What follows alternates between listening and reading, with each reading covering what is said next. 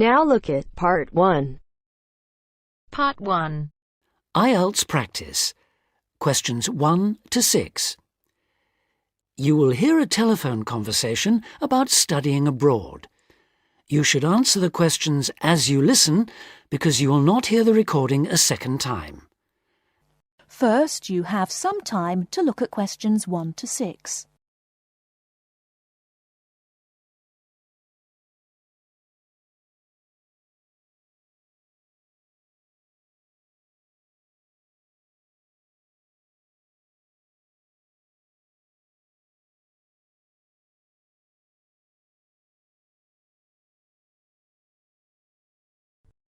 Listen carefully and answer questions 1 to 6. Hello, admissions guidance. How can I help? Hello. I'd like some information about studying at your university. Can you help me? Yes, of course. What course are you interested in applying for? International business. I already have a first degree from a university in my country. Fine. So you'd want to do a master's level course? Yes, that's right. OK. We offer an MIB course. That's a 12-month full-time course.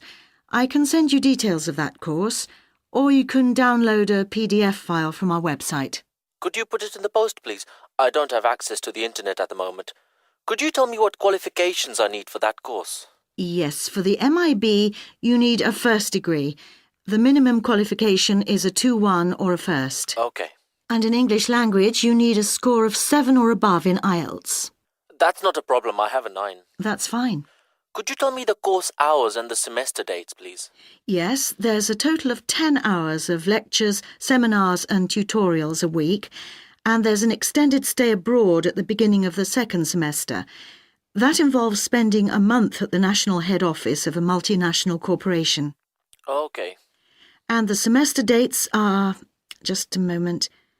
OK, the first semester starts on the 27th of September and ends on the 22nd of January, and the second semester runs from the 7th of February to the 27th of May. Can you tell me a bit more about the actual course content? Well, I don't know much about the course personally. I'm an admissions officer, but I can read the course description for you if you like. If you need to know more about the academic side, you'll need to speak to the course tutor. Thanks. I'd be very grateful if you could tell me as much as possible now. I'll just read the main points. It involves the advanced study of international organisations, their management and their changing external context. Students develop their ability to apply knowledge and understanding of international business to complex issues, both systematically and creatively, to improve business practice. Thank you very much. You're welcome. Now, if you could give me your name and address, I'll have full details of postgraduate courses sent to you. Okay. My name is Javed Iqbal. Before you hear the rest of the conversation, you have some time to look at questions 7 to 10.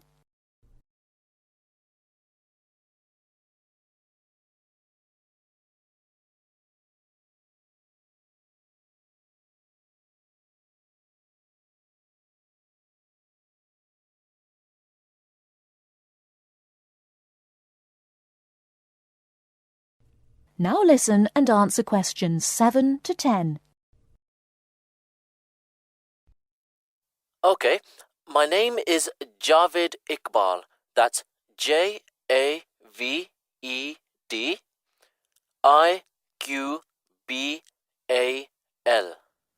Thank you. And your home address, Mr. Iqbal?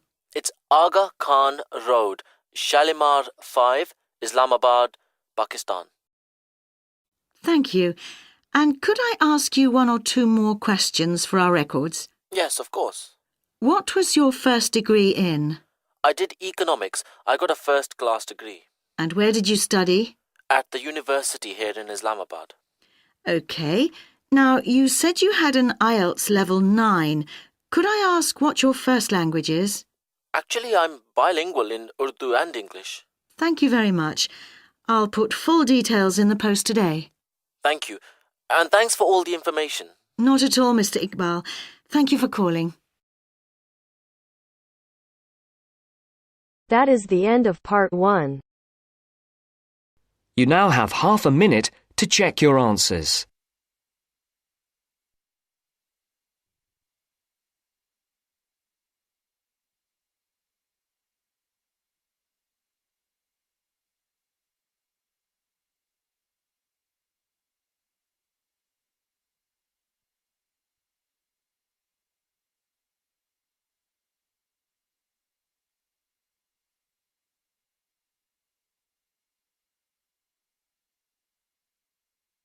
Now turns to Part 2.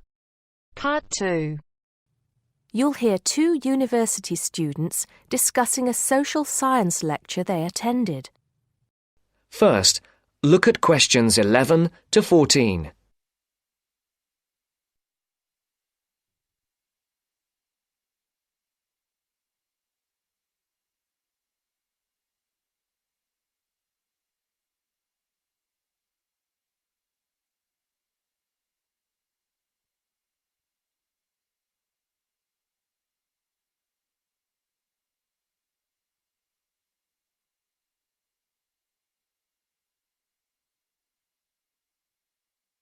Listen carefully.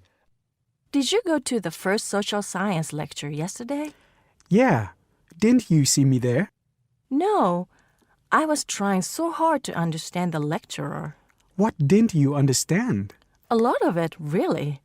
For example, he said we needed to study history as part of the course, but I didn't get why. You probably missed it. He said early on that we need to learn from our past mistakes. Right. But he also said we need to put ourselves in the place of our ancestors. Why is that? I think the point is that it's not enough to know how they lived and what they did. We need to know what they thought. I see. And I've written transferable skills in my notes next, but I have no idea what that means. If you study social science, you learn skills that you can use in a job. Oh, right. Is that all? Okay, but why is that? The point he made was that in studying social science, you use a flexible and adaptable approach to learning.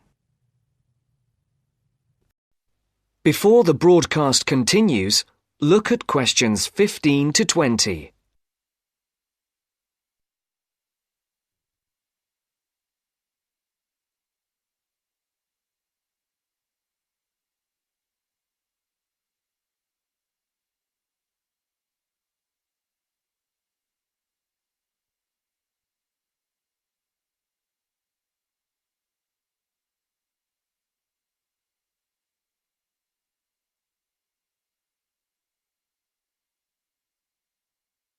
You will now listen to the second part of the talk. He also kept mentioning all the other subjects we will need to study as part of the course. I didn't write them all down, did you? Some of them. I think I can make sense of my notes. The first one was anthropology, which he said would cover prehistory and archaeology as well. Okay. Then there's economics. I wrote down that this was not meant to mean that we will spend all our time looking at economic theory, but more that we need to see how humans behave. That's good. I don't think I could handle economic theory. He said something about education too, didn't he? Yeah. He said we'll be looking at how cultural information is handed down from one generation to the next through teaching children. He said we'd be focusing on geography too, but I can't really remember which aspects. Can you? I noted it down, I think. Here we are, yes, particularly in relation to urban planning. It's law that I got confused about. I didn't understand why he linked that to economics. I think he meant that laws affect the way wealth is distributed. That makes sense. Now, what are the science wars? Okay, I did get that. The science wars are about how social science collects information. In sociology and social work, and in social science generally, they can only study patterns of behavior and observe. If you compare that to the way scientists work in physics or chemistry, it's very different because they use specific experiments that can be tested and which give concrete answers. Social studies is often accused of being unscientific. That's all. Okay. But it still looks like a good course, doesn't it? You don't have any regrets, do you? None at all. I'm looking forward to it.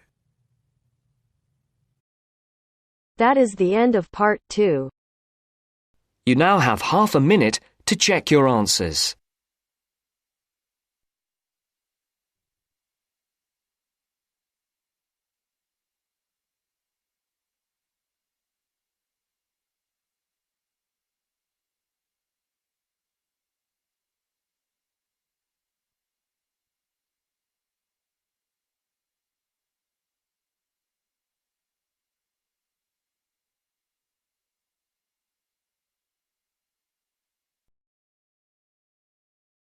Now turns to part 3.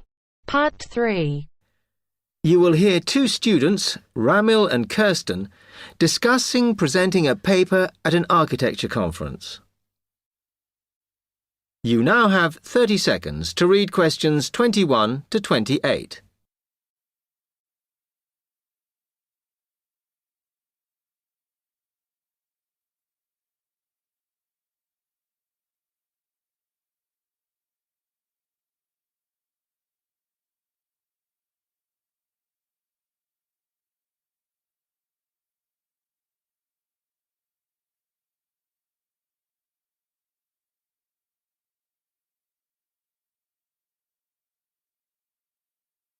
Hi, Kirsten.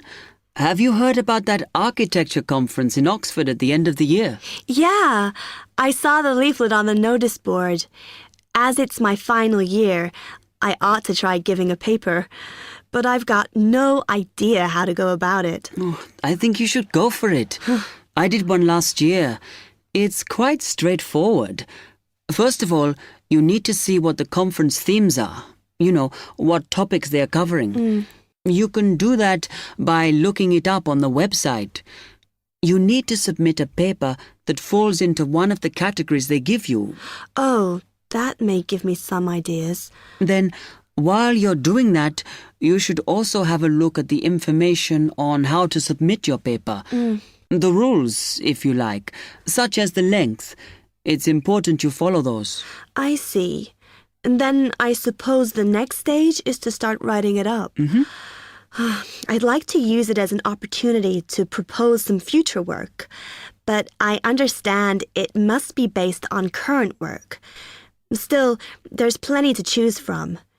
It makes sense to do something that I'm more familiar with. Yes, and the other thing is, when you've written it up, then go back and look at your data carefully and make certain that you've presented it in a format that is standard for your subject. Remember, people have to absorb information very quickly while they're listening. Don't make it too complicated. Okay, well, I reckon that'll take me about a month to get that sorted. Then the next thing I have to do, I guess, before I send it off to the conference organizer, is give the whole thing to the events officer so that he can look through it and see if it all makes sense and is okay. Yeah. Remember to warn him that it's en route so he can fit it into his schedule. Oh. Then you're done, really.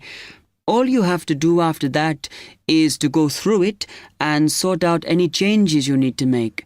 Then finally, you can submit it. You can do that online. Phew, good. Then I just wait to hear, I suppose. How long does that take? It depends, but usually about 6 weeks. Oh. When you hear if your paper has been accepted, then at that stage, it's worth giving them a list of any technical things you need when you actually give the talk. A screen or video players or that sort of thing. Okay, but that's a long way off. And I know that if my paper is accepted, then at that stage, I have to give them a short text about myself and my academic background so that they can put it in the brochure. Famous at last. Yeah. You now have 15 seconds to read questions 29 to 30.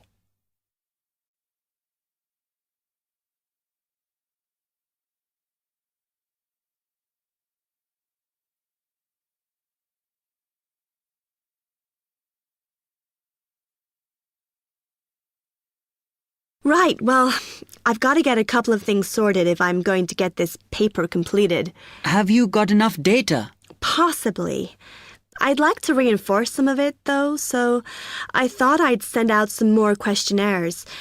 I was looking at that thesis that Angela wrote last year, and she said you need a sample of over 100 to be sure of your results. I think some of this year's postgraduates are doing some of the same stuff as you on buildings. Why don't you talk to them? I'll end up getting confused. It would be more useful for me to actually go out to that site by the rail bridge to see how they're building the new factory. Oh. I managed to get hold of Professor Barnett at London University, and he said I should go out and take pictures. I'm pretty busy, but I'll have to make time. Anyway, what about you? What are your plans?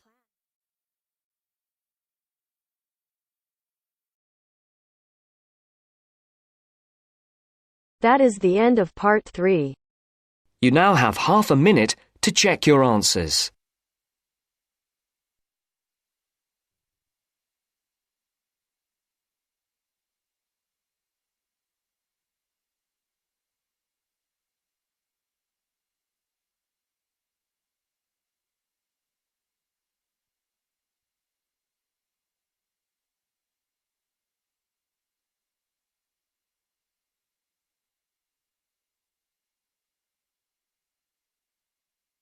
Now turns to part 4.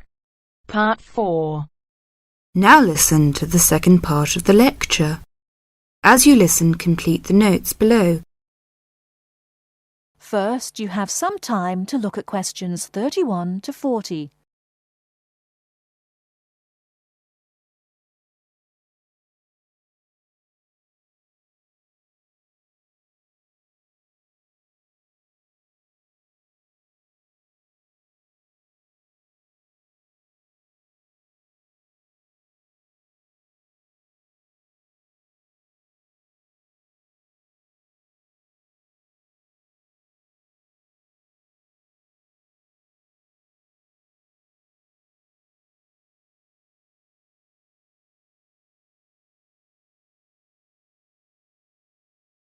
Now, listen carefully and answer questions 31 to 40. Many typically American characteristics, individualism, self-reliance, informality, punctuality, and directness, are a result of those values mentioned earlier. Other national traits could also be identified, however. 1. Americans cooperate. Although often competitive, Americans also have a good sense of teamwork and cooperate with others to achieve a goal. 2. Americans are friendly, but in their own way. In general, friendships among Americans tend to be shorter and more casual than friendships among people from other cultures. This has something to do with American mobility and the fact that Americans do not like to be dependent on other people. Americans also tend to compartmentalize friendships, having friends at work, family friends, friends on the softball team, etc. 3. Americans ask a lot of questions, some of which may to you seem pointless, uninformed, or elementary. Someone you have just met may ask you very personal questions.